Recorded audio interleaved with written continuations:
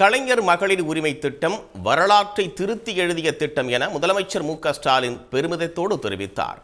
1000 ரூபாய் என்ற உரிமை தொகை உயரும் என்றும் அவர் உறுதியளித்துள்ளார்.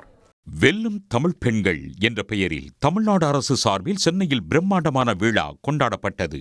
இதில் கலைஞர் மகளிர் உரிமை திட்டத்தின் 2ஆம் கட்ட விரிவாக்கத்தை முதலமைச்சர் மு.க.ஸ்டாலின் தொடங்கி வைத்தார். இதனையடுத்து புதிதாக விண்ணப்பித்து திட்டத்தில் சேர்க்கப்பட்ட பெண்களுக்கு உடனடியாக வங்கிக் கணக்குகளில் உரிமை தொகை வரவு வைக்கப்பட்டுள்ளது. குடும்பத் தலைவிகளுக்கு மாதந்தோறும் 1000 ரூபாய் வழங்கும் கலைஞர் மகளிர் உரிமை திட்டத்தை கடந்த 2023ஆம் ஆண்டு செப்டம்பர் 15ஆம் தேதி அண்ணா பிறந்த நாளில் முதலமைச்சர் தொடங்கி வைத்தார். இதன் மூலம் முதல் கட்டமாக 1,13,75,492 மகளிருக்கு உரிமை தொகை வழங்கப்பட்டு வருகிறது. இந்நிலையில் 2ஆம் கட்ட விரிவாக்கத்தை சென்னை நேரு உள் விளையாட்டரங்கில் முதலமைச்சர் மு.க.ஸ்டாலின் தொடங்கி வைத்தார்.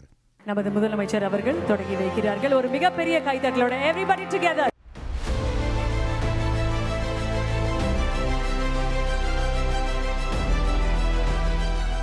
எந்த ஸ்டேட்லயுமே நடக்காது, எந்த மாநிலத்திலும் நடக்காத ஒரு விஷயம்.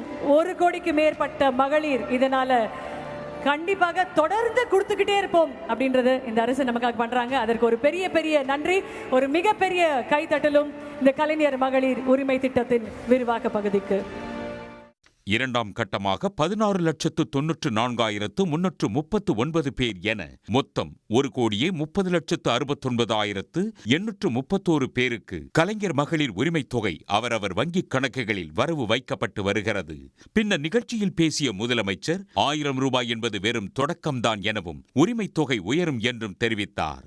விடுபட்ட மகளிரும் விண்ணப்பிக்கலான்னு அறிவிச்சு இன்னைக்கு காலையில் 16,94,339 பேருக்கு அக்கௌண்ட்ல 1000 ரூபாய் போட்டுட்டோம்.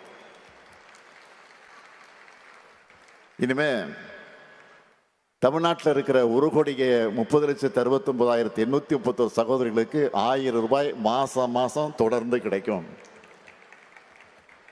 தலைநிமிரும் தமிழ்நாட்டில் பெண்கள் உயர்ந்து நடைபோட நிச்சயம் உரிமை தொகையும் உயரும், பெண்களுடைய உரிமையும் உயரும். கலைஞர் மகளிர் உரிமை திட்டத்தை இந்தியாவில் 10 மாநிலங்கள் பின்பற்றி அறிமுகப்படுத்தி உள்ளதாக குறிப்பிட்ட முதலமைச்சர் இது மகளிர் முன்னேற்றத்தின் புதிய அத்தியாயம் என பெருமிதம் தெரிவித்தார். உடனுக்குடன் செய்திகளை தெரிந்து கொள்ள சன் நியூஸ் பெல் ஐகானை கிளிக் பண்ணுங்க.